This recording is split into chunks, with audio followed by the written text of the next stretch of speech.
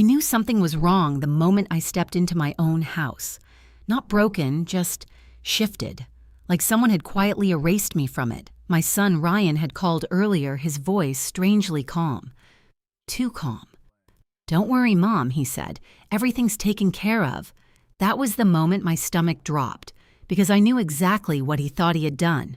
What Ryan didn't know was that 3 weeks earlier I had already signed papers he would never expect.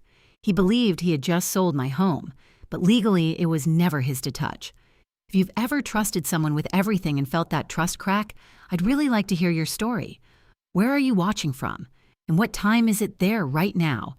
And if this opening already made your heart tighten a little, stay with me and maybe consider liking and subscribing.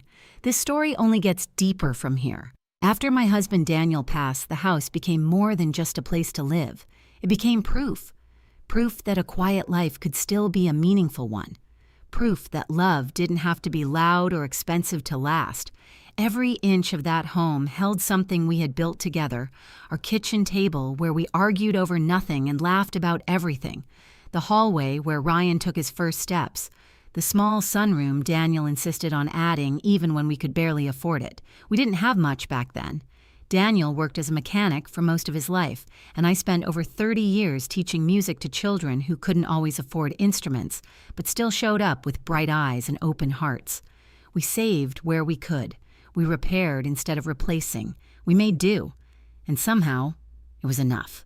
That house wasn't just wood and brick. It was every decision we made to choose stability over status. Ryan used to understand that.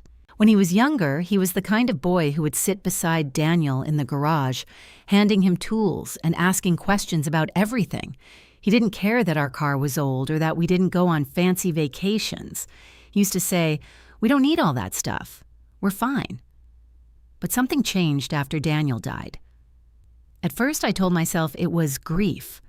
Everyone grieves differently, I reminded myself. Ryan had always been sensitive, even if he tried to hide it. Losing his father hit him harder than he let on. Still, there was a shift. It started small. He began comparing things. Not directly. Not at first, just little comments. "Did you see what Mark just bought? Everyone at work is upgrading these days? You ever think about moving somewhere nicer, Mom?" I would smile and brush it off. "This house is nice," I'd say. "It's more than nice. It's ours." He would nod, but there was something in his eyes that didn't quite agree anymore. Then Madison came into the picture. At first, I tried to welcome her the best I could. She was polished, confident, always put together in a way that made me feel slightly out of place in my own living room. She had a way of smiling that never quite reached her eyes, but I ignored that too. I wanted Ryan to be happy. That mattered more than anything. But Madison saw the world differently. Where I saw comfort, she saw limitation. Where I saw history, she saw something outdated. She never said anything outright, not in the beginning. It was always subtle. "Oh, this kitchen has such a vintage charm.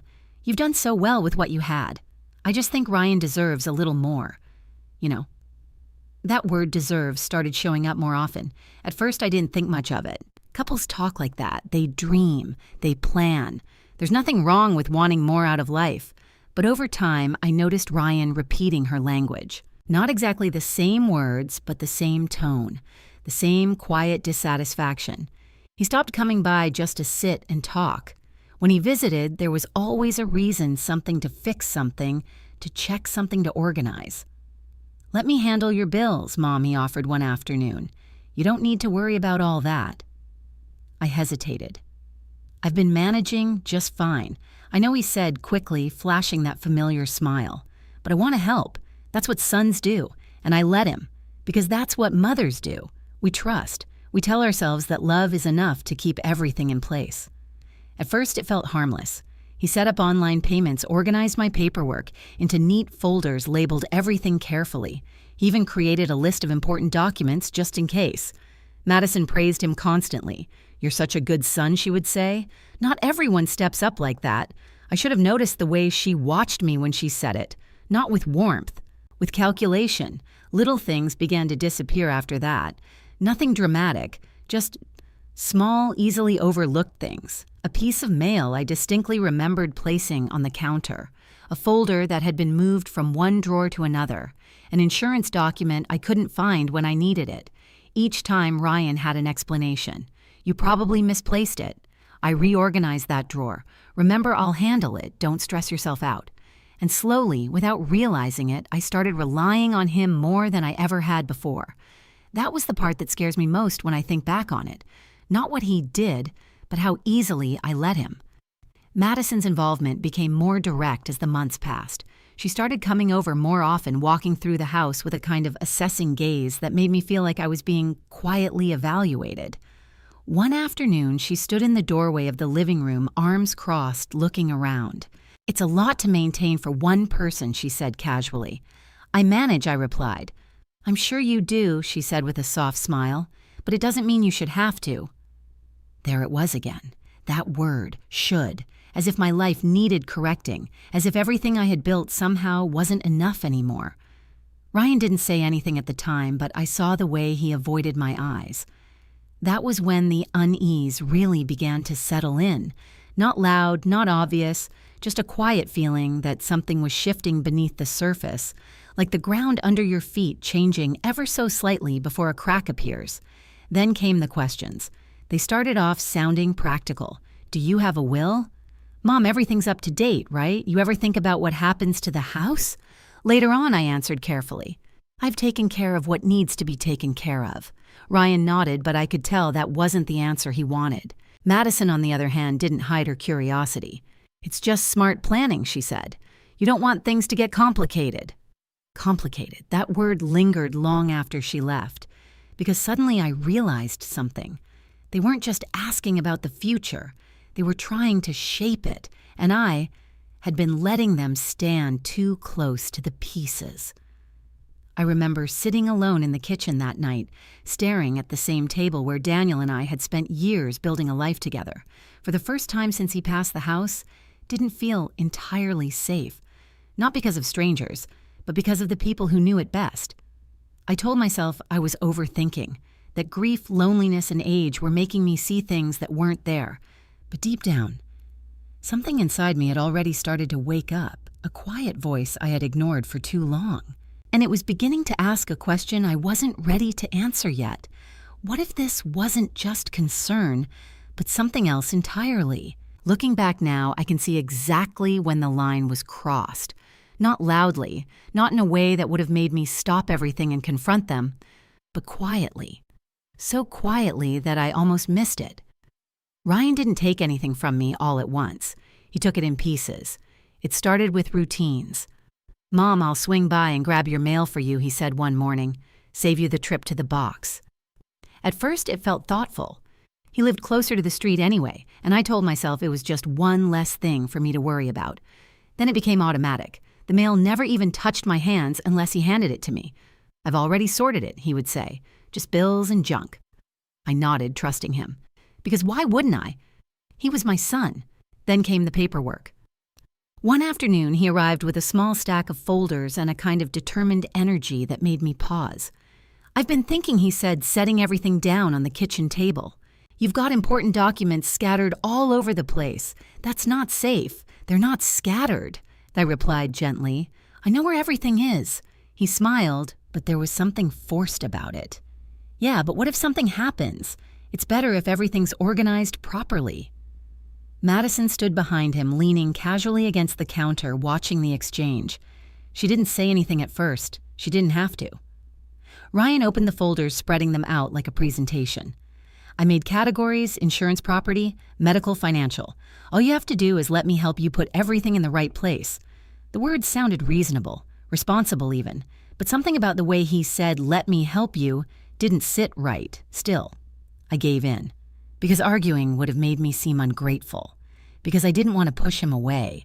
Because somewhere deep inside me I was still trying to hold on to the version of my son who used to sit at my kitchen table and laugh without tension in his voice. So I let him sort through my life, piece by piece. Madison began to participate more openly after that. She would sit at the table with us, flipping through papers, asking questions that felt a little too specific. This one, what exactly does it cover? And this account, is that joint or just yours? What about the house? Do you have the original deed somewhere? That question made my fingers pause. I have copies, I said carefully. Copies are fine, she replied quickly, her tone light. It's just good to know where everything is. Good to know. I noticed then how her eyes lingered on certain documents longer than others, how she seemed particularly interested in anything that had to do with ownership. Ryan, on the other hand, played his role well. He kept things moving, kept the atmosphere casual. Madison's just trying to help, he said with a small laugh. She's better with details than I am. I forced a smile. Yes, I can see that. Days turned into weeks, and slowly the balance in my own home began to shift. I didn't notice it all at once, but I felt it. Like something intangible had been handed over without me realizing it. Then came the appointments. Let me drive you, Mom, Ryan insisted. No reason for you to be out there dealing with traffic. Again, it sounded caring. And again, I said yes. During those drives, he would ask questions, not casually, not the way someone makes conversation, but with a quiet, focused intent. Do you ever think about downsizing? That house is a lot to take care of. You could live somewhere easier, you know. I'm fine where I am, I replied each time. He would nod, but I could feel the tension beneath it. Like my answer didn't fit into the plan he had already started building in his mind. Madison's approach was different, more subtle, more calculated. One afternoon, she stood in the doorway of my bedroom looking around slowly. You've kept everything so... The same, she said. I like it that way, I replied. She smiled. I just wonder if it's holding you back a little. Holding me back from what I didn't ask, because I already knew the answer wouldn't be about me. It would be about them. The moment that truly changed everything came on a quiet Thursday afternoon. I hadn't meant to overhear anything. I was just walking down the hallway, heading toward the kitchen when I heard Madison's voice drifting from the living room. I'm telling you, if she signs before summer, everything changes. My steps froze. Ryan's voice came next, lower, more cautious. Keep your voice down. I am keeping it down, Madison replied, irritation slipping through. But we can't keep waiting forever. You said you had access to the documents. I do, he said quickly. I'm handling it. And what if she changes her mind, Madison pressed. What if she decides to leave it to someone else? She won't, Ryan said. There was a pause. Then Madison spoke again, softer this time, but sharper. You don't know that. People change when they get older. They get unpredictable. Unpredictable. That word hit harder than I expected, as if I had already become something uncertain, something unreliable, something they needed to manage. I felt my chest tighten as I stood there completely still, listening. Ryan exhaled slowly. Just give me a little more time, he said. I'll make sure everything's taken care of. Everything taken care of. I didn't wait to hear more. I stepped back quietly, moving down the hallway as silently as I could, my heart pounding so loudly I was certain they would hear it. But they didn't, because they weren't listening for me. They weren't thinking about me. Not really. I made it back to the kitchen and gripped the edge of the counter, trying to steady myself. My hands were shaking, not violently, but enough to remind me that something inside me had shifted, irreversibly. Up until that moment, I had been uncertain, suspicious maybe, uneasy, but still holding on to doubt, still telling myself there had to be another explanation, that I was misreading things, that I was being overly sensitive. But now I knew. This wasn't concern, this wasn't care, this was a plan, and I was at the center of it, not as a person, but as something to be managed, controlled, moved, signed away. I looked around my kitchen, then really looked. At the walls Daniel had painted himself. At the cabinet handles we had replaced one by one when we could finally afford to. At the small scratch on the table where Ryan had carved his initials as a child, thinking we wouldn't notice. Every memory was still there. But suddenly, it didn't feel safe anymore. Not because of strangers, but because the people I loved most were starting to see this home differently. Not as a place, but as an opportunity. And for the first time since Daniel died, I felt something I hadn't allowed myself to feel before. Not grief, not loneliness, but fear. A quiet, steady fear that settled deep in my chest. Because I realized something I could no longer ignore. I didn't just need to protect my house, I needed to protect myself. I didn't sleep much that night. Every time I closed my eyes, I heard Madison's voice again, calm, certain, calculating. If she signs before summer, everything changes. The words circled in my mind like something alive, something that refused to let me rest. For years, I had trusted my instincts when it came to my students. I could tell when a child was lying, when something was wrong at home, when silence meant more than words ever could. But when it came to my own son, I had ignored every signal. I told myself it was love. Now I wasn't so sure. By morning, the fear hadn't disappeared, but it had changed. It wasn't sharp anymore. It had settled into something steadier, something quieter, something useful. I made my coffee the same way I always did, stood by the same kitchen window, watched the same street I had watched for decades. But inside, something had shifted. I wasn't waiting anymore. I was thinking, carefully, strategically. I didn't confront Ryan. I didn't mention what I had heard. Because deep down, I knew that if I showed my hand too soon, I would lose whatever advantage I still had. Instead, I did something simple, something small, something that, at the time, didn't seem connected to anything at all. I drove to the courthouse. The trip itself felt ordinary. I told myself I was just taking care of a minor issue. A property tax notice I had received a few weeks earlier that needed clarification. But as I walked through those familiar doors, something in my chest tightened. Not fear, awareness. Like I was stepping into a place where the truth might finally stop hiding. The courthouse hadn't changed much over the years. The same worn tile floors, the same quiet echo of footsteps, the same polite but distant clerks behind the counters. I approached the desk explaining my situation in the calmest voice I could manage. The clerk, a woman about my age with reading glasses perched low on her nose, nodded as she typed. "Property address?" she asked. I gave it to her. She paused for a moment longer than I expected. Then she looked up. "You've had a few recent inquiries on this property." The words landed slowly. "Excuse me," I said. She turned her screen, slightly scanning something I couldn't see. "Nothing finalized," she added quickly. "Just document access requests. Standard review stuff." My hands tightened around my purse. "Who made the requests?" She hesitated. "I'm not supposed to give out personal details without proper authorization," she said carefully. "But I can tell you they were legitimate enough to pass initial screening." Legitimate.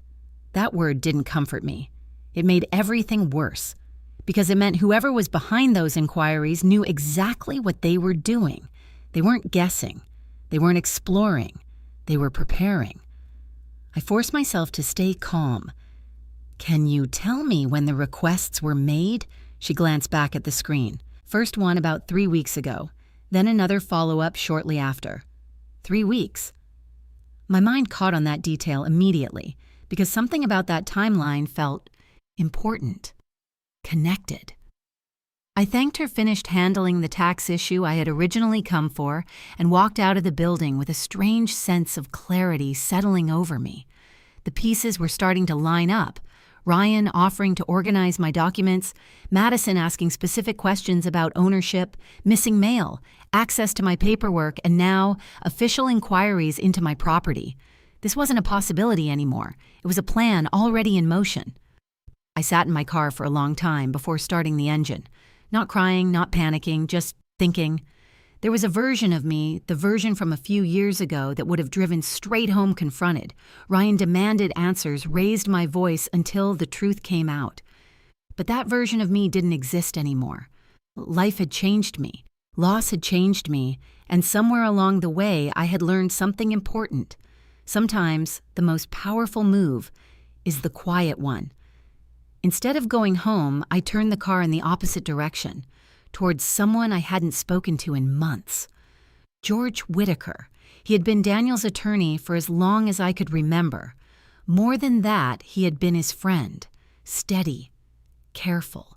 The kind of man who never spoke more than necessary, but when he did, you listened. His office sat in a modest brick building just off the main road, unchanged by time in the same way he was. When I walked in, the receptionist looked up with a warm smile. "Mrs. Bennett," she said. "It's been a while." "It has," I replied. George saw me almost immediately. He didn't ask unnecessary questions. He didn't make assumptions. He simply gestured for me to sit and waited. So I told him, not everything at once, but enough. Ryan's sudden involvement with my documents, Madison's questions, the conversation I overheard, the courthouse inquiry. When I finished, the room felt very quiet. George leaned back slightly in his chair, his fingers steepled together, his expression unreadable. "Do you believe your son intends to transfer ownership of your property?" he asked calmly. The directness of the question made my chest tighten. "Yes," I said. "And do you believe he thinks he has the authority to do so?" I hesitated, then nodded. "Yes." George was silent for a moment. Then he said something that changed everything. "Then the most important thing right now is not to confront him." I blinked. "That feels wrong," I admitted. "It feels emotional," he corrected gently. "And emotion is exactly what someone relies on when they're trying to stay ahead of you." I let that sink in. "If he believes he's in control," George continued, "then he will keep moving forward with whatever he's planning. That gives us time. Time for what I asked." He leaned forward slightly. "To make sure that even if he tries, he can't succeed." Something in my chest steadied. For the first time since I overheard that conversation, I didn't feel like I was reacting. I felt like I had options. "What do I need to do?" I asked. George didn't answer immediately. Instead, he reached for a file, opened it slowly, and looked at me over the edge of his glasses. "Before we do anything," he said, "I need to know exactly how your property is currently structured." I nodded. "I'll bring everything you need." He gave a small, approving nod. "And Chloe," he added, his tone softer now, "whatever happens next, you have to stay calm. No matter what you discover." I held his gaze. "I will. And for the first time since all of this began." I meant it, because something inside me had shifted completely now. I wasn't just afraid anymore. I wasn't just suspicious. I was aware. And awareness, I realized, was the first step towards something far more powerful: control. I went home that afternoon with a strange kind of calm settling over me. Not peace, not yet, but something steadier than fear. For the first time since I overheard Ryan and Madison, I wasn't guessing anymore. I wasn't wondering if I was imagining things or overreacting. I knew. And once you know something like that, once the truth stops hiding, you can't go back to being unaware. You can only decide what to do next. I didn't say anything to Ryan that evening. When he called, I kept my voice light, just like always. "How was your day, Mom?" he asked. "Oh, I replied, same as usual." There was a pause on the other end of the line. Not long, but long enough for me to notice. "You need anything?" he asked. "No," I said gently. "I'm fine." Another pause. "Then all right, I'll check in tomorrow." "Of course," I said. When the call ended, I sat quietly in the living room staring at the framed photograph of Daniel on the mantel. He was smiling in that picture, the same steady, grounded smile that had carried us through decades of uncertainty without ever making me feel like we were lacking anything. "You always saw things before I did," I whispered softly. And in that moment, something came back to me. A conversation we had years ago. Not dramatic, not urgent, just thoughtful. It had been late one evening, long after Ryan had gone to bed. We were sitting at this very table going over bills, planning ahead like we always did. Daniel had leaned back in his chair and said almost casually, "We should make sure the house is protected." I remember laughing a little. "Protected from what?" I asked. "From bad decisions," he said. I frowned. "Whose bad decisions?" He didn't answer right away. Instead, he looked down at his hands for a moment, then back at me. "Ours. If we ever get careless," he said. "Or someone else's if they don't understand what it took to build this." At the time, I didn't press him. I didn't want to think about that possibility. Ryan was still young, then still the boy who believed our simple life was enough. But Daniel, he'd always been more realistic than I was, more willing to see what could go wrong. "We'll figure it out when the time comes," I had said. And he nodded. "We always do." That memory stayed with me as I gathered every document George might need. The original purchase papers, insurance policies, tax records, copies of the deed, every piece of my life laid out on the same kitchen table where Ryan had once organized them so neatly. The irony didn't escape me. I packed everything carefully into a folder, closed it, and placed it by the door. Then I sat down again and waited. Not for Ryan, not for Madison, but for morning, because I knew that what I was about to do would change everything. George's office felt different the next day. Or maybe I did. I handed him the folder without hesitation. He opened it slowly, methodically, his eyes scanning each document with the kind of focus that made me feel strangely reassured. Minutes passed, then more. I didn't interrupt. I didn't rush him. I just watched. Finally, he closed the folder and leaned back slightly. "There's something here you may not fully realize," he said. My heart tightened. "What is it?" "The house," he continued, "is not as straightforward as your son might believe." I frowned. "I know Daniel and I structured things carefully, but you did more than that," George said gently. "Part of this property is tied to an inheritance from your side of the family." I blinked. "I remember that, but I thought it didn't make much difference anymore." "It makes a great deal of difference," he replied. He tapped the folder lightly. "It means the ownership structure has layers, and those layers can be adjusted." Adjusted. That word carried weight. "What are you saying?" I asked quietly. George met my eyes. "I'm saying that if someone is trying to gain control of this property without your full awareness or consent, we can make sure they fail." A slow breath left my chest. "How?" He didn't answer immediately.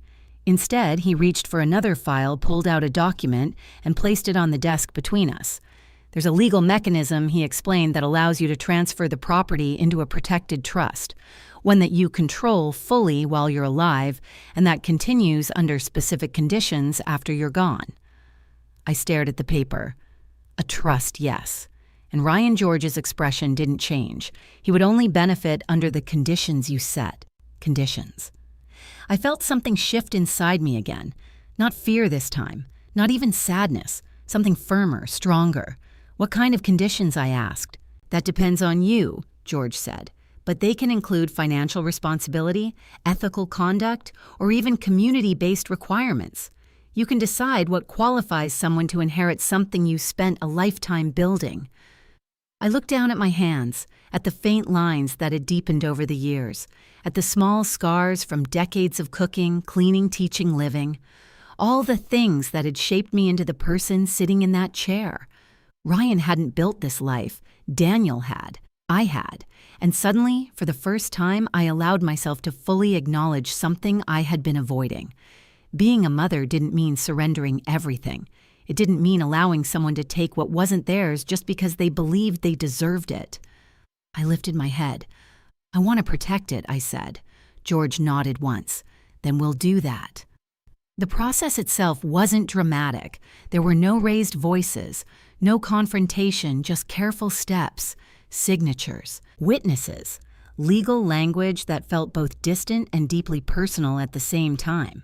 We structured the trust in a way that ensured the house would never be casually transferred, sold, or used without strict oversight.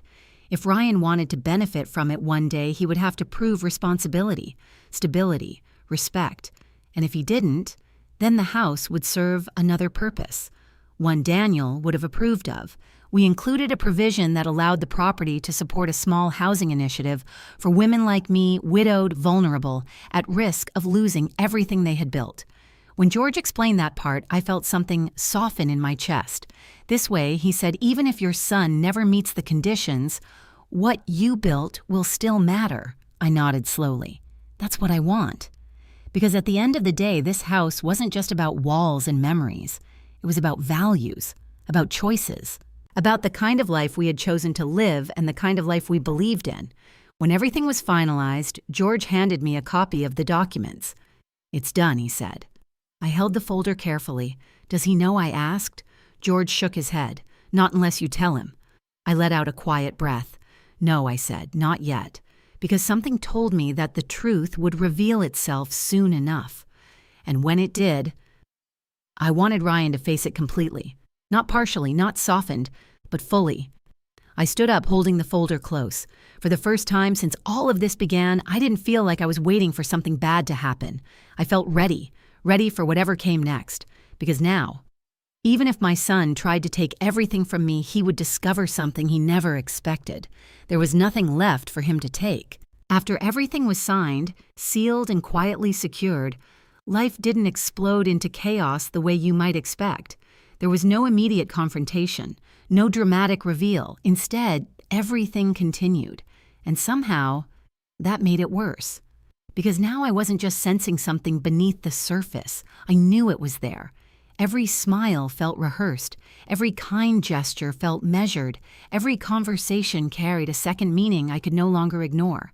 And yet I played along, carefully, patiently. Because George was right. If Ryan believed he was still in control, he would keep moving forward. And I needed to see how far he was willing to go. At first, the changes were subtle. Ryan started coming by more often again, but this time there was something different in his energy. Before, he had been careful. Now he seemed confident. Too confident. "Hey, Mom," he said one afternoon as he walked into the house without knocking keys jingling in his hand like he already belonged there in a different way. "I picked up groceries for you." I looked at the bags he set down on the counter. They weren't things I normally bought. Expensive brands, specialty items. "You didn't have to do that," I said. "I know," he replied casually. "I just thought, why not make things a little easier?" Easier, that word again. Always wrapped in kindness, always carrying something heavier underneath. Madison followed behind him, sunglasses perched on her headphone in hand.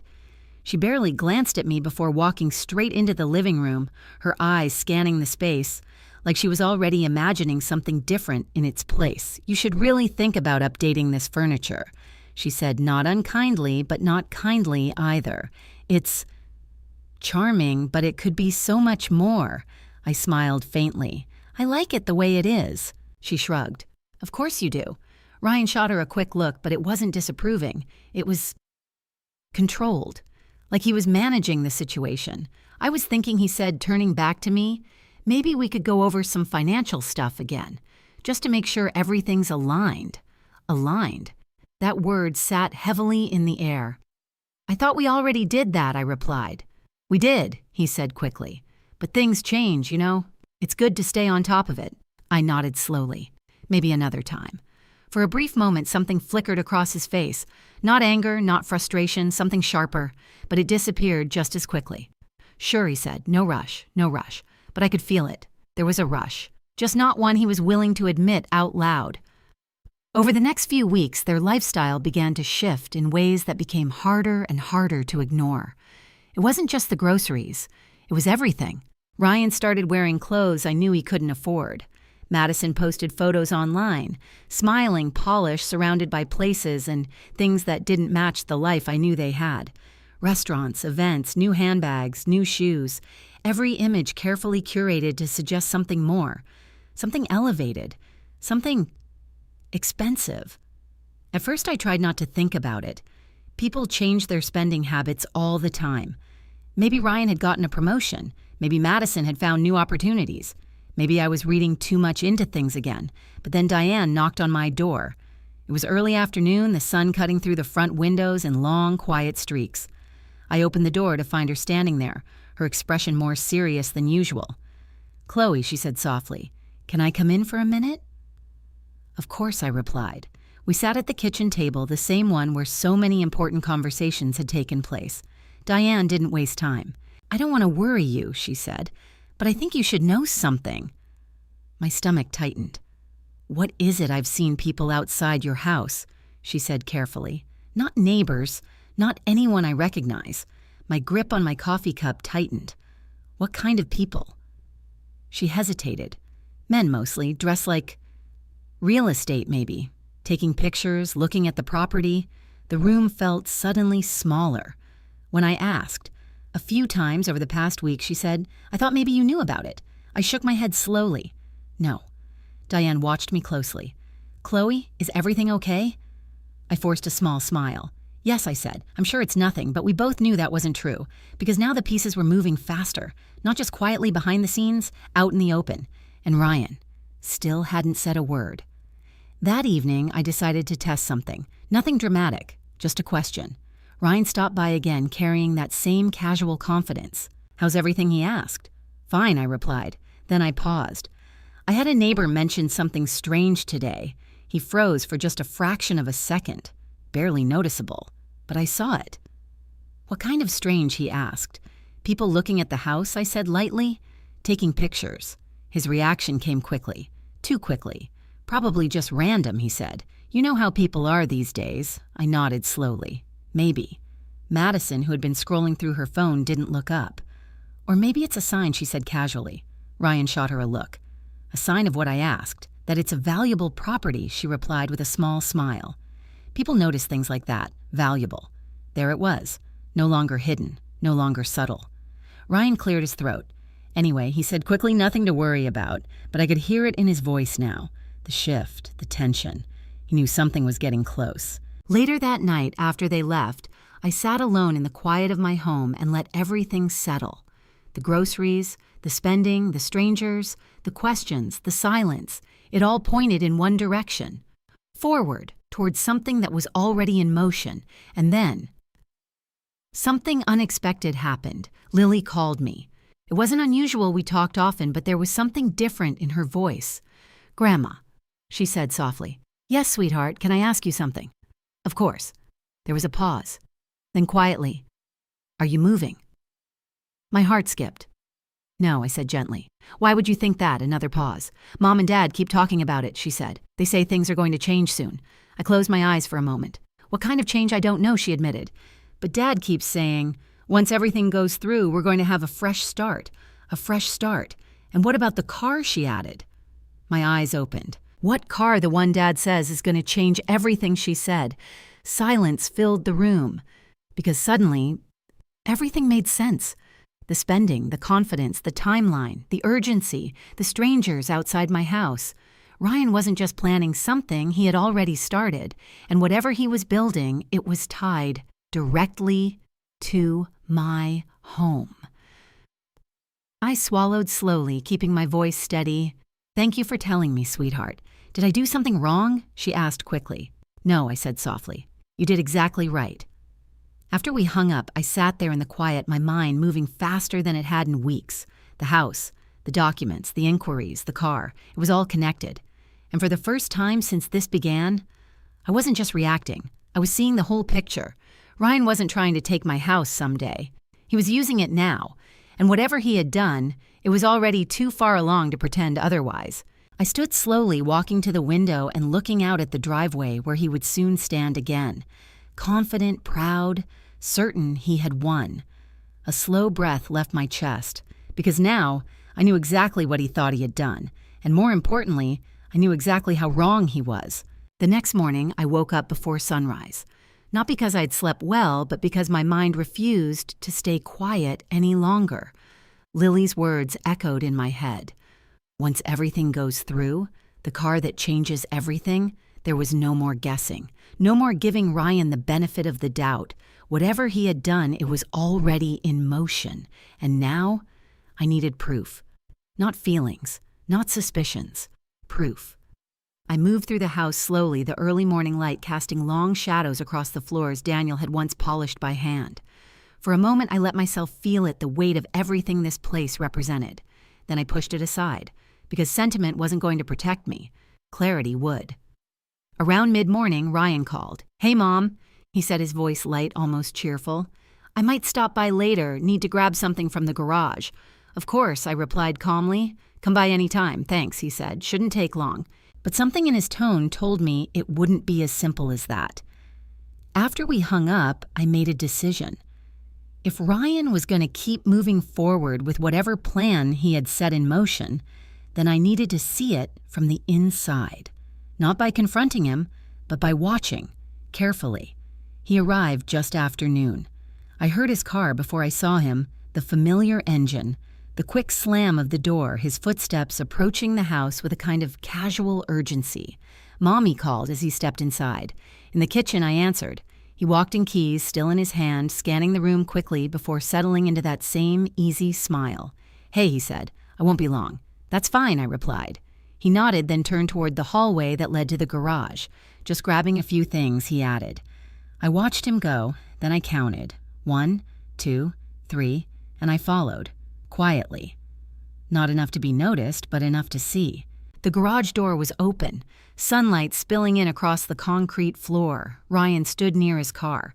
The trunk already open, his back turned toward me. He was moving quickly. Too quickly for someone just grabbing a few things. I stepped closer, staying just out of direct view. That's when I saw it. A folder, thin, brown, unremarkable. Except for one thing, my address, printed clearly across the front. My chest tightened. Ryan pulled out a stack of papers, flipping through them with practiced yes, like someone who had already read them more than once. Not confusion, not hesitation, familiarity. That was what struck me the most. He knew exactly what he was looking at. I watched as he pulled one document free, holding it up for a moment before slipping it into a separate envelope. And that was when I saw the heading, Property Transfer Agreement. My breath caught. For a second, everything around me went completely still. The air, the light, the sound. All of it faded into the background as those words settled into place. He wasn't planning anymore. He'd already acted. I stepped back quietly, my heart pounding, and returned to the kitchen before he could notice I had been there. By the time he came back inside, I was standing at the sink, rinsing a glass like nothing had happened. "Got what you needed?" I asked. "Yeah," he said casually. "Just some paperwork I forgot I had stored here. Paperwork." I turned slightly, meeting his eyes. "Important?" He shrugged. "Work stuff," he said. "Nothing you need to worry about, nothing I needed to worry about." I nodded slowly. "All right." He hesitated for a moment, as if deciding whether to say something else. Then he smiled. "I'll call you later." "Okay." "Of course." And just like that, he left. I didn't move for several minutes after the door closed. I just stood there letting the moment settle. Because now, I had seen it. Not imagined it. Not suspected it. Seen it. A property transfer agreement with my address on it. In my son's hands, handled with the kind of confidence that only comes from someone who believes everything is already under control. I walked slowly to the table and sat down, my hands resting flat against the surface. For a brief moment, the emotion hit me. Not anger. Not yet. Something deeper, something heavier. Betrayal. Not just because of what he had done, but because of how easily he had done it. How calmly. How deliberately. As if I were no longer a person in his life, but a problem to be solved. I closed my eyes, taking a slow breath. Then I reached for my phone. George answered on the second ring. "Chloe, I saw it," I said quietly. A pause. "What did you see?" "A property transfer agreement," I replied, "with my address on it, in Ryan's hands." Another pause. Longer this time. Then George's voice came steady and controlled. "Did you recognize the document format?" "Yes," I said. And he wasn't confused. He knew exactly what it was. "Then it's already in motion," George said. My grip tightened on the phone. "That's what I thought." There was a brief silence before he spoke again.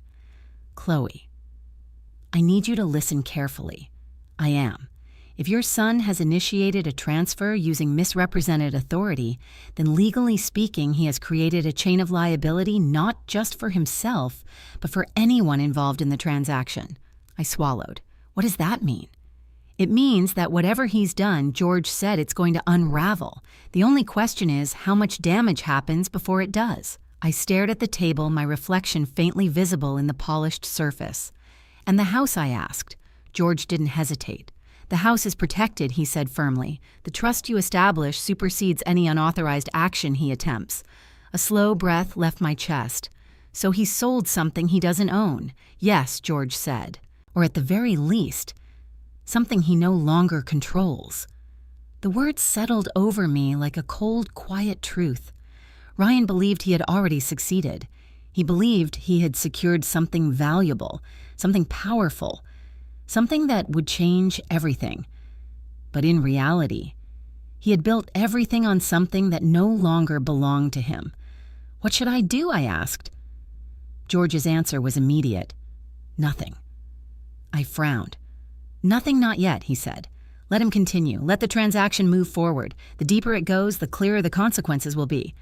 I leaned back in my chair, the weight of that strategy settling into place. "You want him to expose himself completely." "Yes," George said, "because partial truth can be denied, but full exposure cannot." I was quiet for a moment, then I nodded, even though he couldn't see me. "All right, stay calm," he added. "And Chloe, whatever you feel, don't confront him yet." "I won't." After we hung up, I sat there in silence. The house around me felt the same, looked the same, held the same memories. But everything had changed. Because now, the truth wasn't hidden anymore.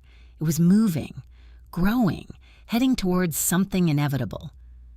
I stood slowly walking toward the front window, my gaze drifting to the driveway where Ryan would soon return again, maybe with more confidence, maybe with something new to show, maybe even with that car Lily had mentioned. And when he did, he would believe he had won, that he had outsmarted everything, that he had secured a future he thought he deserved. A faint, almost invisible smile touched my lips, because what he didn't understand, what he couldn't possibly see yet, was that every step forward he took was leading him straight into a truth he would never be able to escape. For the next few days, I did exactly what George told me to do. Nothing. At least nothing visible. I moved through my routines the same way I always had, watering the plants in the morning, tidying the kitchen, sitting by the window in the afternoon with a cup of tea that often went cold before I finished it. If Ryan was watching me, if Madison was measuring my reactions, they would have seen nothing unusual. No suspicion, no fear, no resistance, and that was exactly what I wanted, because beneath that stillness, everything was shifting. Ryan stopped mentioning paperwork entirely. He didn't ask about the house. He didn't bring up finances. He didn't push. Instead, he became something else. Attentive, generous, almost affectionate. "Hey, Mom," he said one evening as he walked in carrying 2 takeout bags. "I figured you didn't feel like cooking tonight." I looked at the food, then back at him. "That's kind of you," I said. He smiled, but it didn't feel like the old smile I remembered. It felt practiced.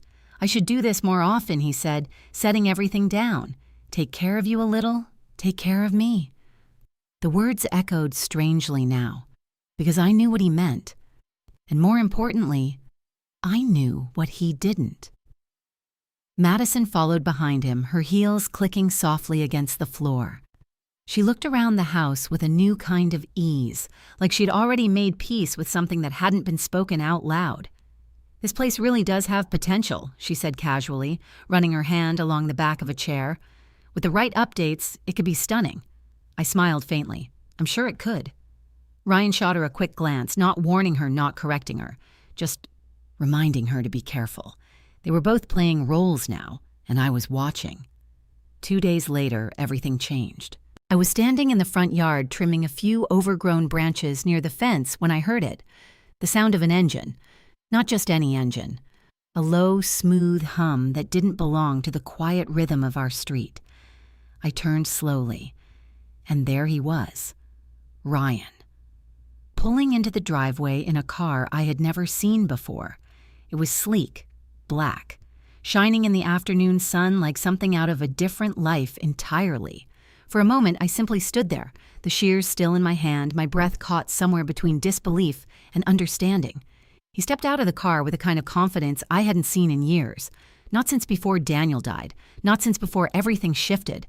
But this confidence was different. It wasn't grounded, it wasn't earned. It was inflated, built on something unstable. "Mom," he called, his voice bright. "What do you think?" I set the shears down slowly. "It's new," I said carefully. He laughed. "Yeah, you could say that." Madison stepped out of the passenger side sunglasses on her expression glowing with satisfaction. "It's more than new," she said. "It's a fresh start." There it was again. That phrase. I walked a little closer, my eyes taking in every detail of the car. It was expensive. There was no question about that. Far beyond anything Ryan could reasonably afford on his own. "How did you manage this?" I asked gently. Ryan leaned casually against the side of the car, crossing his arms like he had been waiting for this moment. "Work connections," he said. "You'd be surprised what kind of deals you can get when you're in the right place." I nodded slowly. "I see." But I didn't. Not in the way he wanted me to, because I knew exactly what I was looking at. This wasn't a deal. This was the result of whatever he had done with my house. Madison walked around the car, her fingers tracing the surface lightly. "We deserve this," she said almost to herself. "We've worked hard. Deserve. That word again, always so certain, always so final." Ryan glanced at me, watching my reaction carefully. "Well," he asked, "don't you think it's time we started living a little better?" I met his eyes, and for the first time since all of this began, I saw it clearly. Not just ambition, not just pressure, but something deeper. Something harder. He believed this was right. He believed this was justified. And that realization hurt more than anything else. It's a beautiful car, I said quietly. His shoulders relaxed slightly as if he had been holding his breath without realizing it. I knew you'd understand, he said. Understand. I almost smiled. Because what he thought I understood, and what I actually understood, were two very different things. Word spread quickly. In neighborhoods like ours, it always does. By the next morning, Diane was at my door again. I saw it, she said, before I could even ask. I stepped aside to let her in. Yes, I said. He's very proud of it. Diane frowned, glancing out the window toward the driveway. That kind of car doesn't just appear out of nowhere, she said carefully. No, I replied. It doesn't. She turned back to me, studying my face. You're not surprised. It wasn't a question. I shook my head slowly. No. Chloe. She began, her voice softer now. Do you know what's going on? I hesitated. Not because I didn't have an answer, but because saying it out loud would make it real in a way I wasn't quite ready for. I know enough, I said finally. Diane reached across the table, placing her hand over mine. You don't have to go through this alone. I squeezed her hand gently. I know, and I meant it. But this part of the journey wasn't something anyone else could walk for me. That afternoon, Ryan came back, alone this time. He walked in with that same confident energy, but there was something else beneath it now. Excitement, anticipation, like he was waiting for something bigger to happen. Mom, he said we should talk soon. I looked up from where I was sitting. About what? He hesitated just for a moment. About the future, he said. The future. I nodded slowly. Of course. He smiled, satisfied. Good. Then he turned, heading back toward the door. As he reached for the handle, I spoke. Ryan. He paused, glancing back at me. Yes, I held his gaze for a moment, long enough to feel the weight of everything unsaid between us. Be careful, I said quietly. His brow furrowed slightly. Careful with what I gave a small, almost gentle smile. Just careful. For a second, something flickered in his eyes. Uncertainty. But it vanished quickly. I've got everything under control, he said. And then he left. The door closed behind him with a soft, final sound. I sat there in the quiet, letting his words settle. I've got everything under control. A slow breath left my chest, because that was the illusion, the belief that he was standing on solid ground, that everything he had built was secure, that he had already won. But what Ryan didn't understand, what he couldn't see yet, was that the ground beneath him had already shifted. And the higher he climbed on that false foundation, the harder the fall would be. The night I finally asked Ryan the truth, I already knew the answer. Not because I trusted my instincts, but because I had seen enough. He had the car, the paperwork, the confidence, and beneath all of it, the certainty that I would never challenge him. That was the part that hurt the most. Not just what he had done, but what he believed about me. I didn't confront him immediately after he bought the car. I waited. 2 days. Just long enough for the excitement to settle into something quieter, something more permanent, because I didn't want to catch him in the rush of his own pride. I wanted to see him when the moment felt real, when he thought everything was secure. I invited them both over for dinner. Nothing special, I said over the phone. Just thought we could sit together for a while. Ryan didn't hesitate. Of course, Mom, he said, we'll be there. Madison sounded equally pleased. Perfect, she added. We haven't had a proper family night in a while. Family. That word felt different now. Heavier, more complicated. I spent the afternoon preparing the meal, not because I wanted to impress them, but because I needed something to steady my hands. Something familiar, something that still felt like mine. I cooked the same dishes I had made for years, the ones Ryan used to ask for when he was younger. Roasted chicken, mashed potatoes, green beans with just a little butter and garlic. Simple. Comforting, honest. By the time they arrived, the house smelled exactly the way it used to. For a brief moment, I allowed myself to imagine that nothing had changed, that we were just a family sitting down for dinner, that the past few weeks had been nothing more than a misunderstanding. But that moment didn't last, because the second they walked in, I saw it again. The shift. Ryan kissed my cheek, quick and casual. Madison smiled, her eyes scanning the table, the room, the house, always assessing, always measuring. This looks amazing, she said. I hope you're hungry, I replied. Oh, we are, Ryan said, pulling out his chair. We sat down, and for a while, everything felt almost normal. We talked about small things, work, the weather, a neighbor who had recently moved away. Ryan laughed at something Madison said. Madison complimented the food. I smiled at the right moments, played my part, but underneath it all, the tension sat quietly at the table with us, waiting. It didn't take long. Halfway through the meal, I set my fork down and asked, "Ryan, did you use my house?"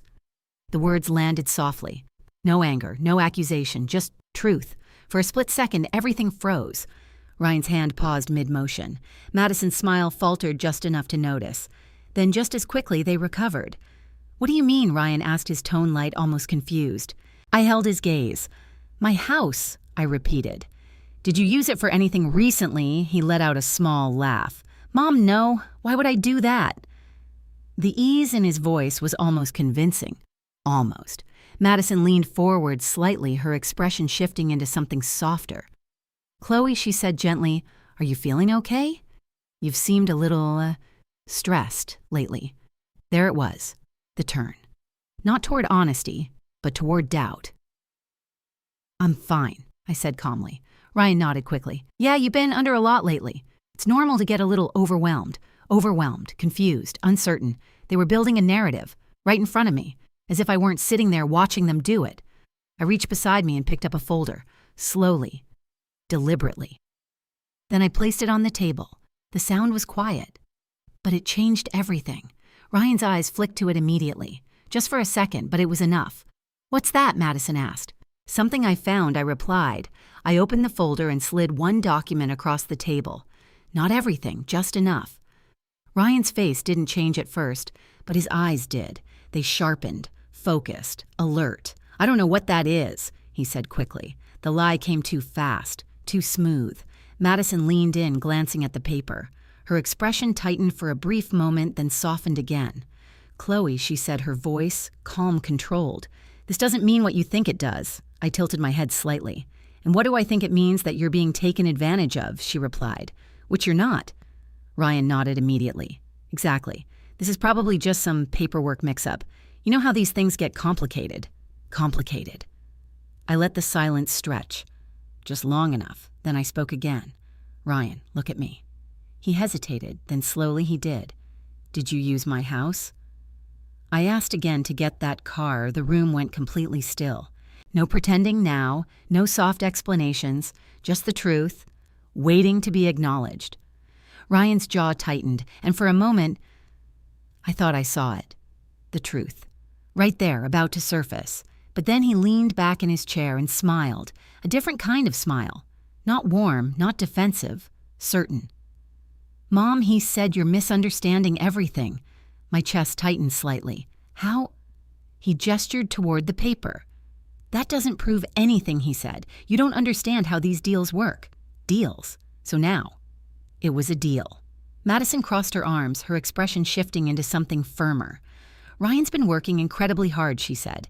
"He finally has an opportunity to move forward, and instead of supporting him," she let the sentence hang. I finished it for her. "I'm getting in the way." She didn't deny it. Maybe she said softly. I looked at both of them then, really looked, and what I saw wasn't confusion, wasn't fear, wasn't even guilt. It was belief. They believed they were right. They believed they deserved this. They believed that whatever they had done was justified. And then Madison said it, the sentence that changed everything. That house was going to be ours eventually anyway. The words landed harder than anything else that night. Not loud, not dramatic, but final, as if it had already been decided, as if my life, my choices, my home, were nothing more than a delay in something they already owned. I felt something inside me shift, not break, not collapse, but harden. Because in that moment, I understood something clearly. This wasn't about misunderstanding. This wasn't about confusion. This wasn't even about money. This was about entitlement, and entitlement doesn't ask, it takes. I closed the folder, slowly placing it back beside me. "All right," I said quietly. Ryan frowned slightly. "All right." What I met his eyes one last time. "Thank you for being honest," I said. The words confused him. I could see it, because he thought he had just won, that he had convinced me, that I had backed down. Madison relaxed slightly, her posture softening. "See?" she said gently. "There's no reason to make this into something bigger than it is." I nodded. "You're right," I said. And for the first time that night, I smiled. Not because I was happy, but because I finally understood exactly where we stood, across from each other, on opposite sides of something neither of them fully saw yet, because what they thought was the end of this conversation was actually the beginning of something much bigger. And this time, I wasn't going to stop it. 2 days after that dinner, I invited them back. This time I didn't call it a family meal. I didn't soften it. I didn't disguise it.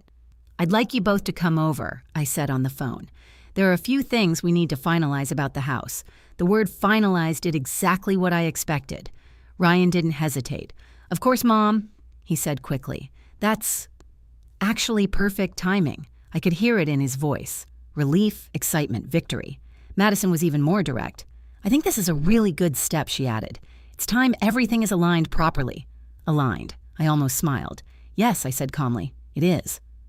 I spent that morning preparing the house again, not with food this time, but with intention. The dining table was cleared completely. No plates, no decorations, nothing to soften the space. Just a clean, open surface. Neutral, professional, decisive. I dressed simply. No jewelry, no extra details, just something neat, composed. Because today, I wasn't a mother hosting dinner. I was something else, and I needed them to feel that. At exactly 3 o'clock, they arrived. Ryan walked in first, carrying a folder of his own this time. Madison followed closely behind her posture, confident, her expression carefully composed. They both looked ready, prepared, certain. "Mom," Ryan said with a small smile, "I brought everything we might need." "I'm sure you did," I replied. Madison glanced at the table. "Oh, this is good," she said. "Nice and straightforward." "Yes," I said, "that's the idea." They took their seats across from me. Ryan placed his folder down his fingers, resting on it like he was about to close a deal. Madison leaned back slightly, watching me with quiet expectation. "Before we start," Ryan said, "I just want to say, I think this is the right decision. For everyone. For everyone." I nodded slowly. "I agree." That seemed to reassure him. He relaxed slightly, opening his folder. "We've already looked into a few options," he continued. "Nothing complicated.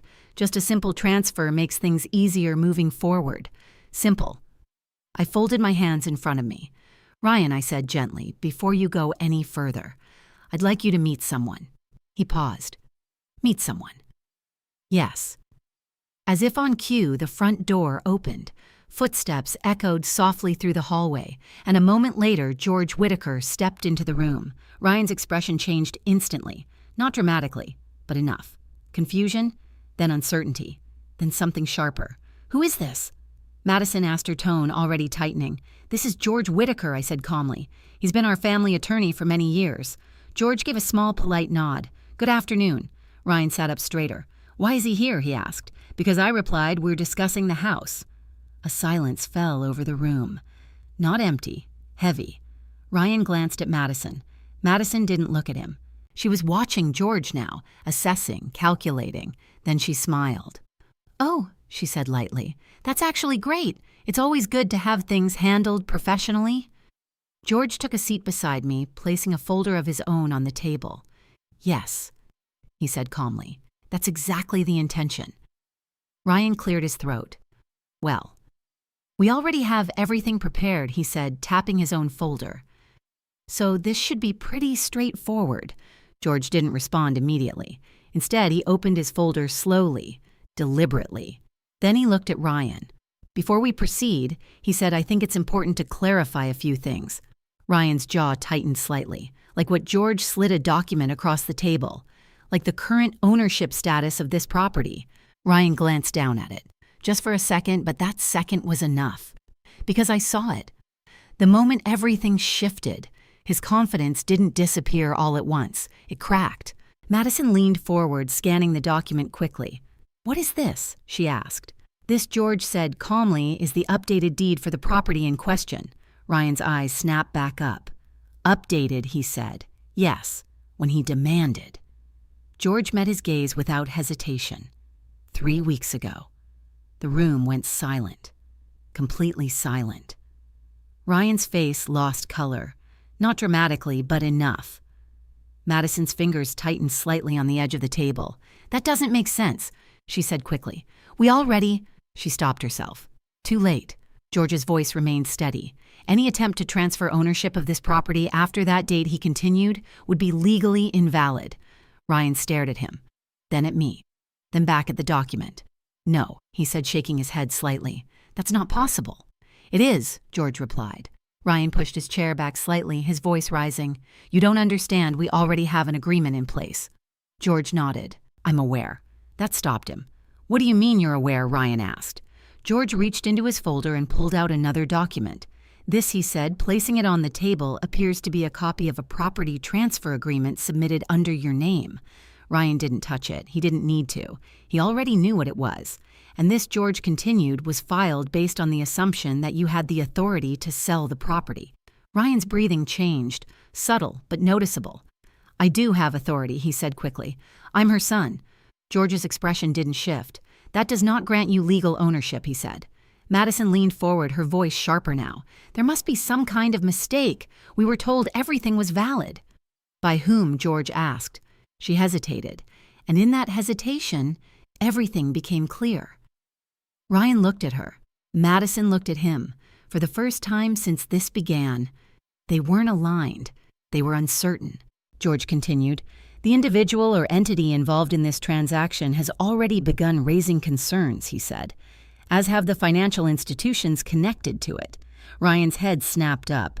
What concerns George met his eyes: that the property you attempted to sell was not legally yours to sell. The words landed like a final blow. Ryan stood up abruptly. "That's not true," he said, his voice louder now. "That can't be true." Madison stood as well, her composure cracking at the edges. "This is ridiculous," she said. "We were assured." "Assured by someone who did not verify ownership properly," George interrupted calmly. Ryan turned to me then. Not to George, not to Madison, to me. "Mom," he said, his voice shifting, searching for something. "Anything solid. You knew about this." I held his gaze. "Yes." His expression twisted. "Why didn't you say anything?" The question hung in the air, heavy, loaded. I took a slow breath. "Because I needed to understand what you were willing to do," I said quietly. He stared at me, as if seeing me for the first time, not as someone he could manage, not as someone he could guide, but as someone he had completely underestimated. Madison stepped back slightly, her voice lower now. "What happens now?" she asked. George answered. "That depends on how this is handled moving forward," he said. "But as it stands, the transaction is invalid. Any financial agreements tied to it are now under review." Ryan's face went pale. "The car," he said slowly. George didn't soften it. "If it was obtained using funds tied to this transaction," he said, "it may be subject to repossession." The room fell silent again. But this time, there was no illusion left, no confidence, no certainty. Just the reality of what had been done, and the consequences that were already beginning to unfold. Ryan sank back into his chair, his hands gripping the edge of the table. This isn't happening," he whispered. But it was. It already had, and for the first time since all of this began, he finally understood. He hadn't won anything. He had built everything on something that was never his. For a few seconds after George finished speaking, no one moved. No one spoke. It was as if the entire room had been emptied of air. Ryan sat frozen in his chair, his hands gripping the edge of the table so tightly his knuckles had gone pale. His eyes darted between the documents, George, and finally, me. Looking for something, an explanation, a way out. "This doesn't make any sense," he said again, but this time his voice had lost its force. "We checked everything. We made sure. Clearly you didn't," George said calmly. Ryan flinched at the interruption. Madison, on the other hand, didn't flinch. She stepped in, fast, sharp. "This isn't just on him," she said, her tone suddenly firm, controlled. "We were both told this process was legitimate. We relied on professional guidance." George turned his attention to her. "Then whoever provided that guidance failed to verify ownership," he said evenly. "And that failure carries consequences." Madison's jaw tightened. "But that's not our fault," she pressed. George didn't raise his voice. He didn't need to. Intent, he said, matters. So does representation. Ryan looked at her then. really looked at her, as if seeing her reaction for the first time. "You said everything was covered," he said, his voice strained. "You said this was standard." Madison's head snapped toward him. "Excuse me," she said. "You were the one handling the documents. You told me it was fine." Ryan shook his head quickly. "No, I told you what I was told. And who told you that she cut in?" The question hung in the air, heavy, dangerous. Ryan opened his mouth, closed it, because suddenly there was no clean answer, no clear line of responsibility, just a mess they had both created and neither wanted to own. George let the silence sit for a moment before speaking again. As of now, he said the attempted sale is under review. The buyer has already raised concerns, and the financial institutions involved are assessing potential fraud exposure. The word fraud landed like a stone. Ryan's head snapped up. "Fraud?" He repeated, his voice cracking slightly.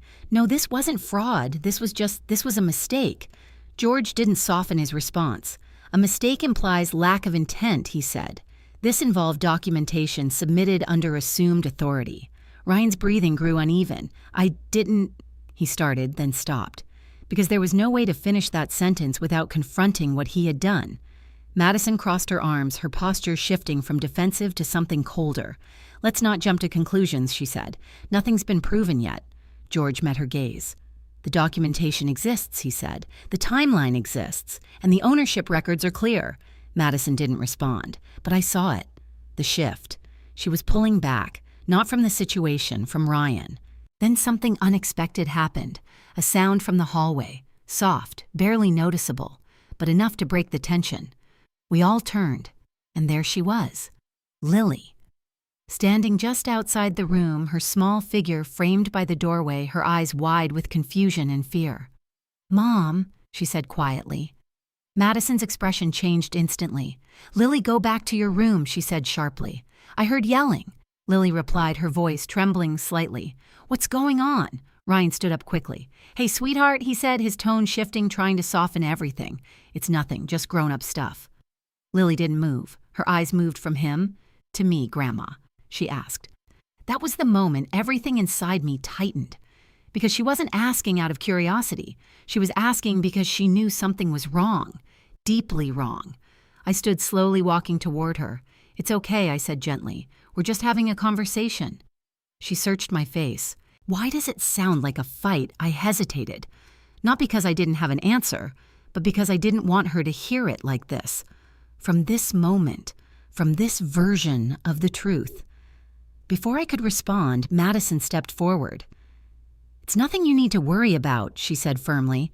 "Go upstairs." But Lily didn't move. Instead, she said something that cut deeper than anything else that day. "Is this about the house?" The room went completely still. Ryan's face drained of color. "Why would you ask that?" he said quickly. Lily swallowed. "Because you keep talking about it," she said, "and the car, and how everything's going to change."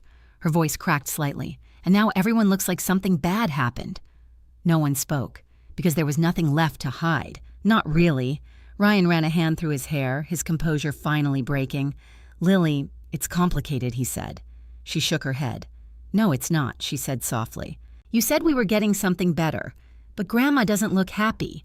That sentence, that simple, honest observation, hit harder than anything else, because children don't complicate things. They see what's right in front of them, and what she saw was the truth. Ryan didn't have an answer. Madison looked away, and I stepped forward and placed a hand gently on Lily's shoulder. "Sweetheart," I said softly, "why don't you go sit with Diane for a little while? I think she's home." Lily hesitated, then nodded. "Okay." She looked at Ryan one more time, then at me, and then she turned and walked out. The door closed behind her with a quiet click, and just like that, the room felt different, heavier, because now, this wasn't just about money, or property, or pride. It was about what had been exposed in front of someone who deserved better. Ryan sank back into his chair, his face in his hands.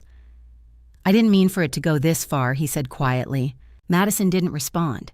She was standing off to the side now, her arms still crossed, her distance from him more obvious than ever. George remained calm, observing, waiting. Ryan looked up again, his eyes moving to me. "Mom, I can fix this," he said quickly. Whatever it is, I can fix it. I held his gaze. Can you? I asked softly. He nodded almost desperately. Yes, I just need a little time. Time. That word again. But now it sounded different. Not confident, not assured. Desperate. I studied him for a long moment, and for the first time since this began, I saw something real. Not pride, not entitlement, but fear. The kind of fear that comes when someone realizes they've gone too far, and there's no easy way back. Madison finally spoke again. We need to talk about next steps. She said, her tone controlled but colder now, privately. Ryan glanced at her, then back at me. And in that moment, I understood something clearly. This wasn't over. Not yet, because while the illusion had cracked, the consequences had only just begun. After that afternoon, the house felt quieter than it ever had before. Not peaceful, just empty in a different way. The kind of quiet that comes after something breaks, not loudly, not dramatically, but in a way that leaves everything changed.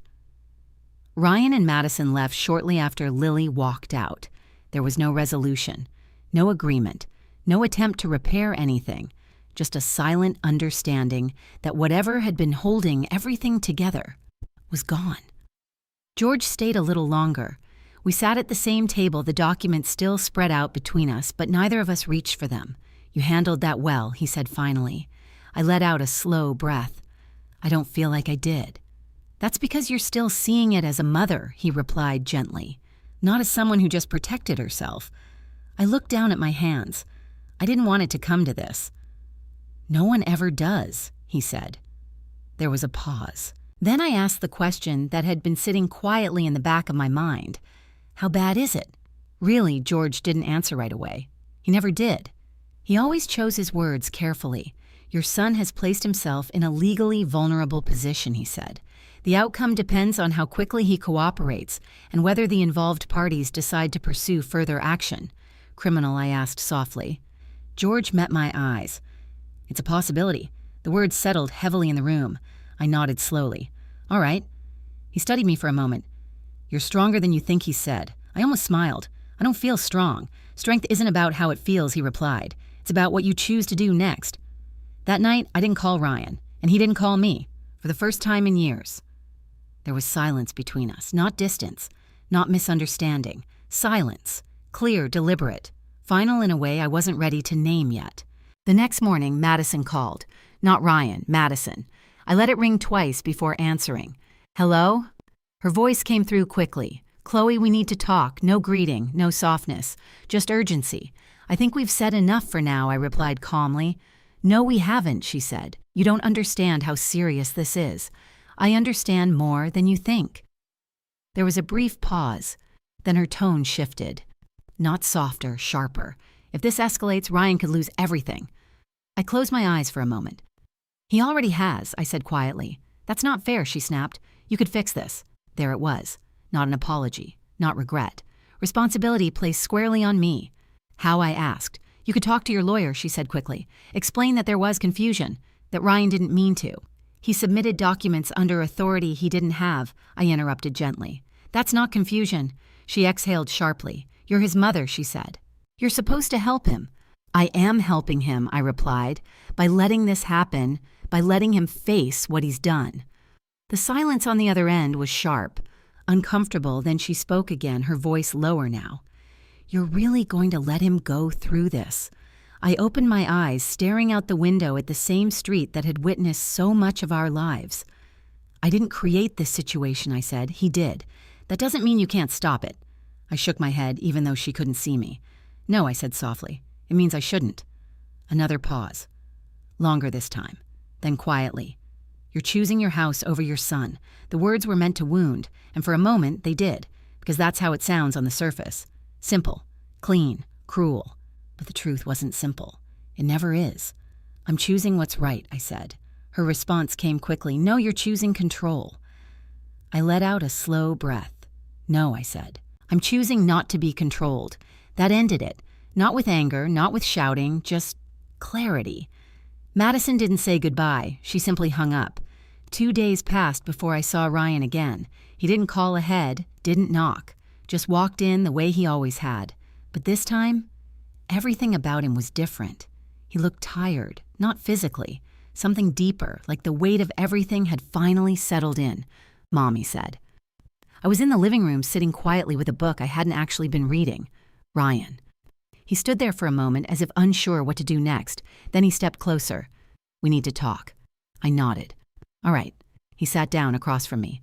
Not confidently, not casually, carefully, like he wasn't sure where he stood anymore. I talked to someone, he said, about what the situation. He replied, the legal side of it. I waited. They said I need to cooperate, he continued. Fully. That sounds like good advice. He nodded. But they also said, he hesitated. They said if you wanted to, you could make this easier. I met his eyes. And what do you think that means? He looked away for a moment, then back at me. I think it means you could help me, he said quietly. There it was again. Not an apology, not accountability, a request. Carefully framed, carefully positioned, as if this was still something I could fix. I studied him for a long moment. Ryan, I said gently, why did you do it? He didn't answer right away. His hands tightened slightly. I thought, he began, then stopped. What I asked. He swallowed. I thought it was going to solve everything. The honesty in his voice caught me off guard. Not complete, not fully formed, but real enough to matter. What was everything I asked softly? He let out a long breath. The debt, he admitted, the pressure, the feeling that I was always behind, that I was never enough. I listened, not interrupting, not correcting, just listening. I didn't tell you, he continued, because I thought I could fix it on my own. And this was your solution. He nodded slowly. I thought if I could just get ahead, just once, everything would fall into place. I looked at him carefully, and did it.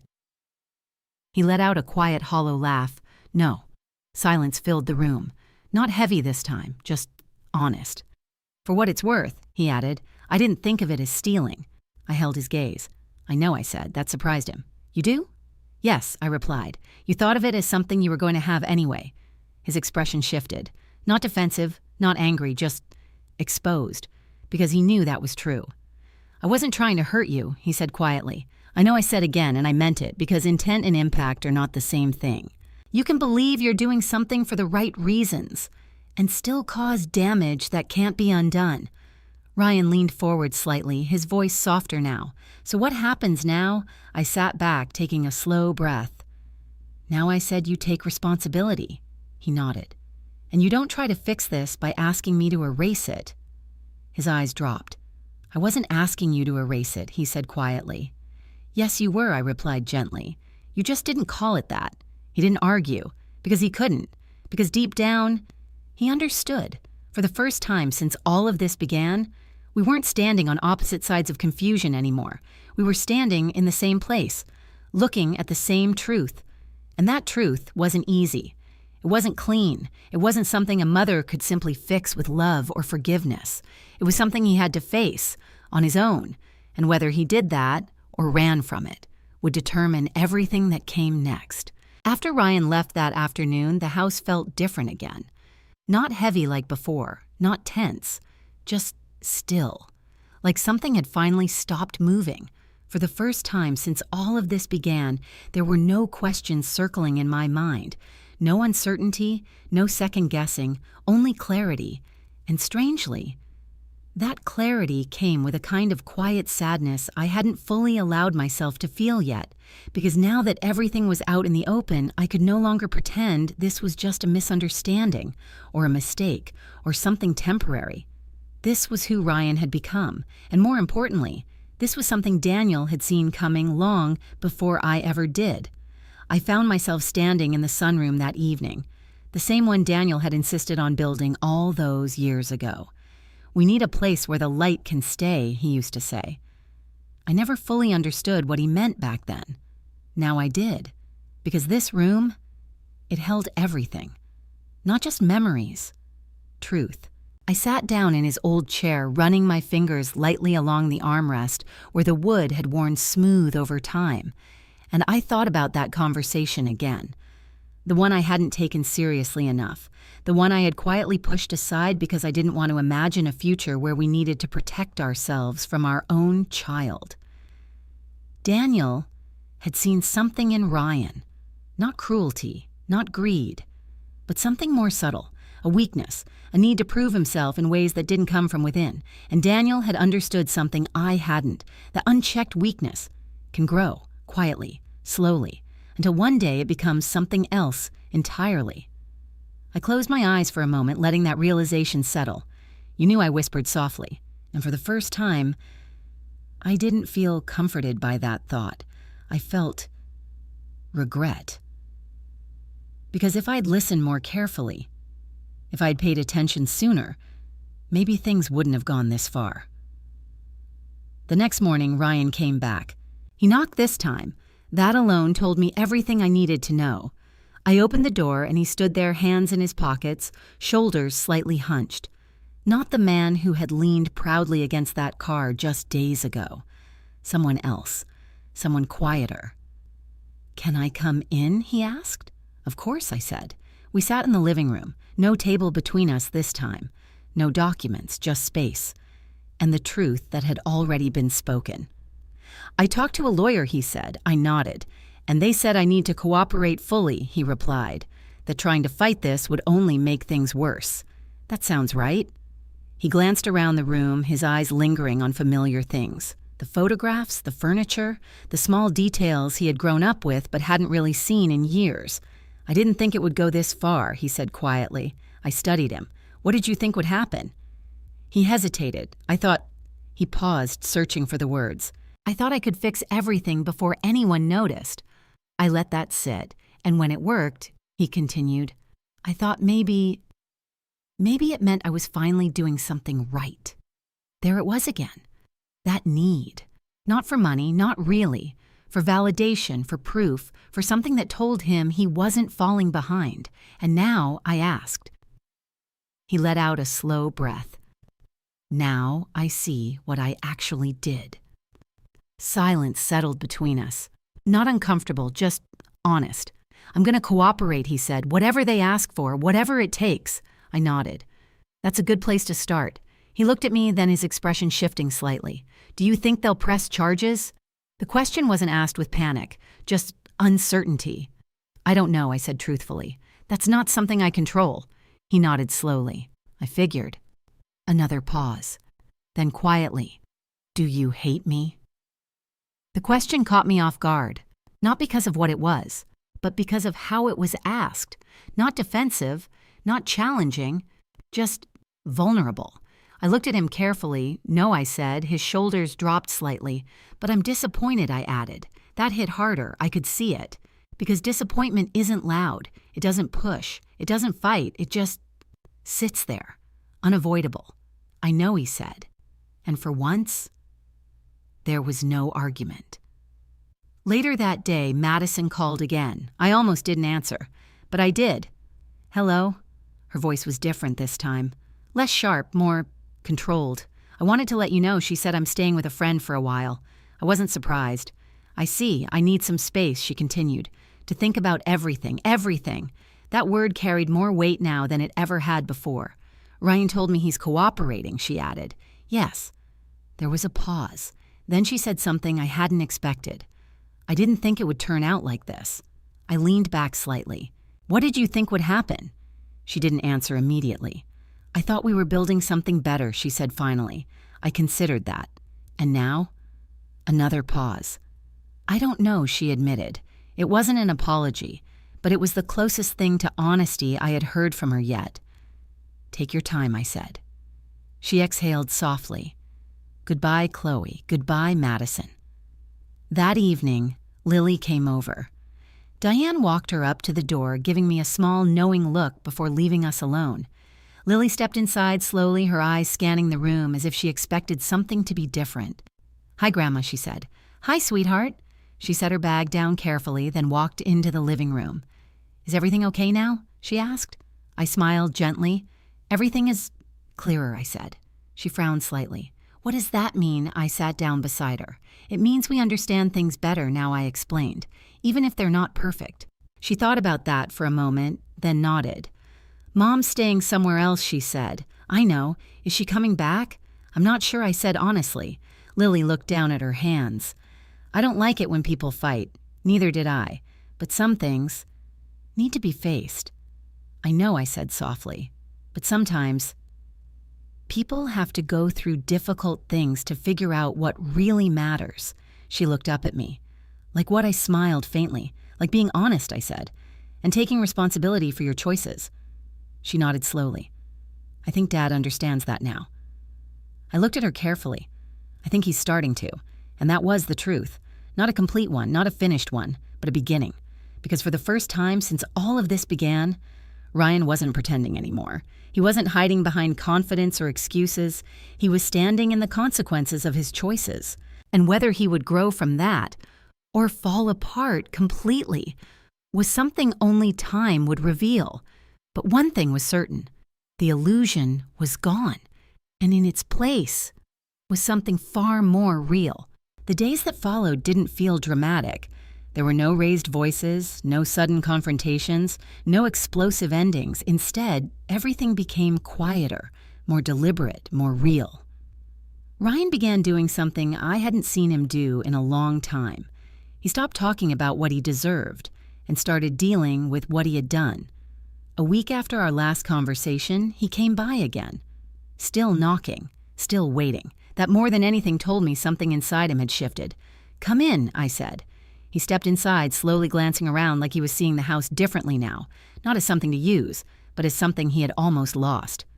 "I spoke to them again," he said. I nodded. "And they want full cooperation," he replied. "All documents, all communication, everything. That makes sense." He exhaled. I gave them what I had. There was no pride in his voice, no attempt to soften it, just fact. "And the car?" I asked. His jaw tightened slightly. "They've started the repossession process." I held his gaze. "Are you fighting it?" He shook his head. "No." A pause. Then quietly, "I don't think I have the right to."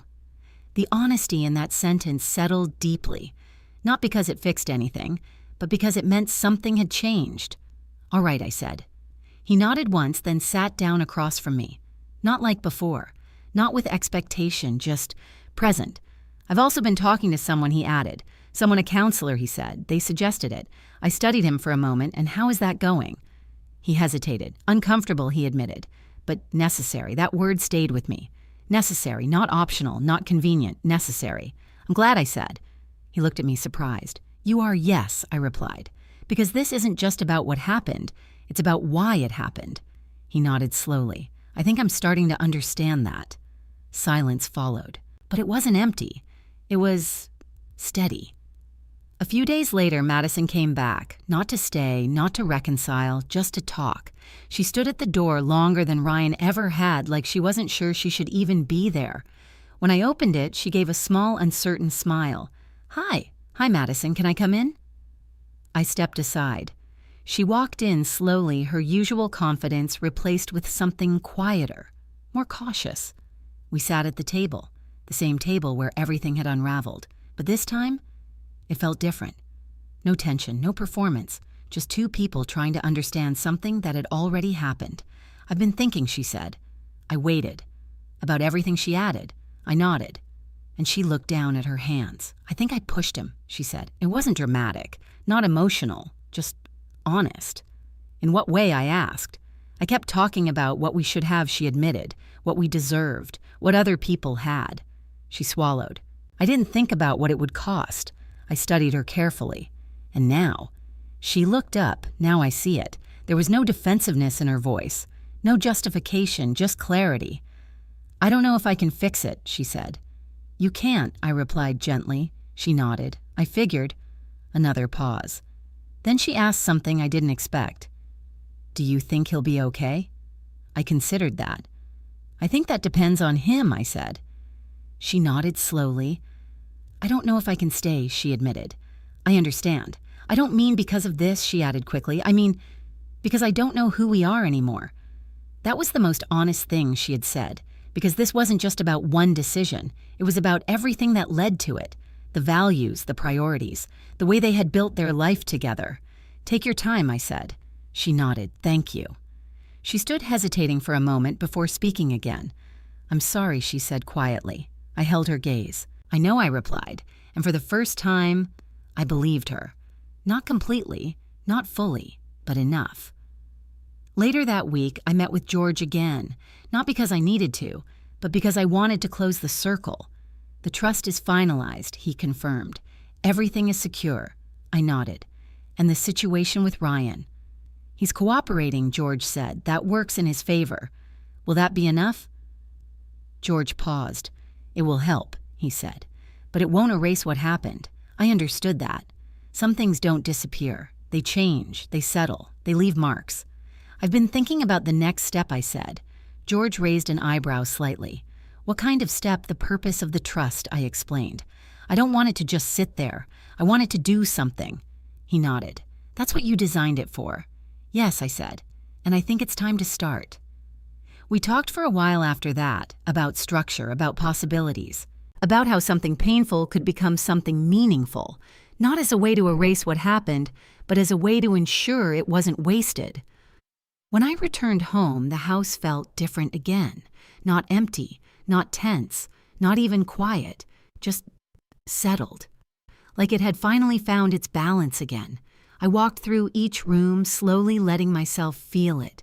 The kitchen, the hallway, the sunroom, every space still held the same memories, but now they also held something new. Clarity, boundaries, strength. I stepped outside, looking at the driveway where Ryan had once stood, proud and certain he had everything under control. That moment felt distant now, not because it didn't matter, but because it no longer defined anything. Not him, not me, not this house. Because what mattered wasn't what he had tried to take. It was what I had chosen to protect, and how I had done it. Not with anger, not with revenge, but with clarity, with boundaries, with truth. I took a slow breath, letting the air fill my chest.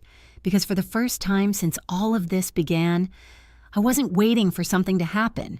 It already had. And now, everything moving forward would be built on something real. It's strange how life settles after something that feels like it should have broken everything. Not in a dramatic way, not all at once, but slowly, quietly. Like water finding its level again after being disturbed. Months passed, not quickly, not easily, but steadily. And in that time, something unexpected happened. Nothing returned to what it was before, but something new began to take shape. The house felt different now. Not because anything had changed physically. The same walls stood, the same furniture remained, the same sunlight poured through the windows each morning, but the feeling inside it was no longer fragile. There was no quiet tension beneath the surface, no unspoken fear waiting to rise, only space. Clear, defined, protected. For the first time in a long while, I moved through my home without that constant awareness in the back of my mind, without wondering what was being taken, questioned, or quietly rearranged. Everything was exactly where it belonged. And so was I. Lily came by often, sometimes after school, sometimes on weekends. She didn't ask as many questions anymore, not because she didn't care, but because she understood more than I expected. Children always do. We planted a small garden together in the backyard. Nothing complicated, just a few flowers, a few herbs, and one small tree. For Grandpa, she said, pressing the soil gently around it. I smiled. For Grandpa. We didn't say much more than that. We didn't need to, because some things don't need explaining. They just need to be honored. Ryan changed. Not overnight, not completely, but noticeably. The first time I saw it clearly was in what he didn't do. He didn't try to impress me. He didn't talk about plans, upgrades, or opportunities. He didn't try to justify what had happened. He simply showed up, quietly, respectfully. He called before visiting. He asked before stepping inside. And when he sat across from me, there was no expectation in his eyes, no assumption that things would go back to the way they were, only a quiet awareness that something had been broken, and that it might take time, or might never fully return. One afternoon, he stood in the kitchen looking around slowly. I forgot how it feels here, he said. I leaned against the counter. What do you mean? He hesitated. Safe, he admitted. The word stayed with me, because that's what it had always been, a place built not on status, but on stability, on consistency, on truth. You almost lost that, I said gently. He nodded. I know. There was no argument, no defensiveness, just acceptance. And that mattered more than anything else he could have said. Madison didn't come back the way I expected. Not permanently, not as part of the same life they had before. She visited Lily, occasionally, carefully. There was distance between her and Ryan now. Not loud, not hostile, just real. The kind of distance that comes when two people realize they built something on the wrong foundation. We spoke once more, briefly at the door. "I'm trying to figure things out," she said. "I believe you," I replied. She nodded. "I don't think I understood what enough actually meant," she admitted. I looked at her for a moment. "Most people don't," I said. She gave a small, thoughtful smile. Then she left. And that was enough, because not every relationship needs to be repaired. Some just need to be understood and released. The trust began to take shape as well, not as an idea anymore, but as something real, something active. George helped me take the first steps. We connected with a small local organization that supported older women who had lost their homes due to financial hardship or family disputes. I met a few of them, sat with them, listened, and in their stories, I saw pieces of my own. Not identical, not exactly the same, but close enough to understand, close enough to feel. "This place could help someone like me," one woman said softly as we talked. I thought about that long after she left, because that's what Daniel had meant all those years ago.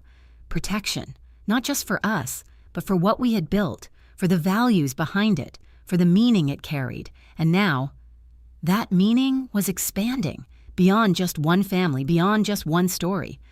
One evening, I sat in the sunroom again. The light was softer now, the air warmer, the small tree in the backyard visible through the window, its leaves just beginning to grow. Ryan sat across from me, not speaking, just present.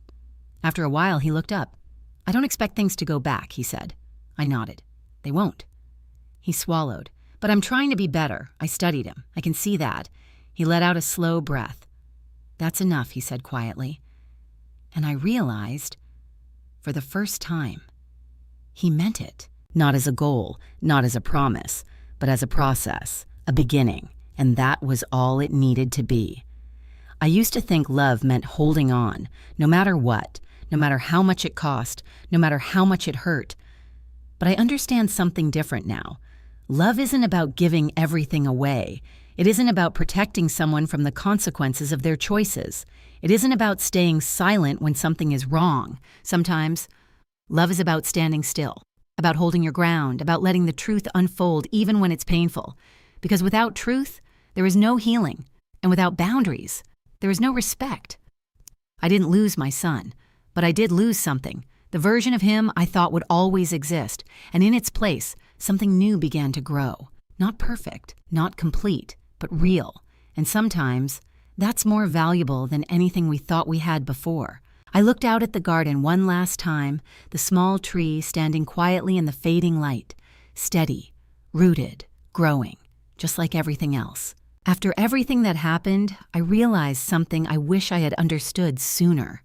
Love does not mean surrendering your dignity. It does not mean ignoring what feels wrong just to keep peace. And it certainly does not mean Wadani protecting someone from the consequences of their own choices. Sometimes, the hardest thing a parent can do is step back. Not because they don't care, but because they care enough to let the truth do its work. Ryan didn't change because I saved him. He changed because he had to face himself. And that's a journey no one else can take for you. If you've ever been in a situation where love and boundaries collided, I would truly like to hear your story. What would you have done in my place? Do you think Ryan deserved a second chance? And where are you watching from right now if this story stayed with you? Don't forget to like and subscribe. There are more stories like this, real, emotional, and honest, waiting to be told.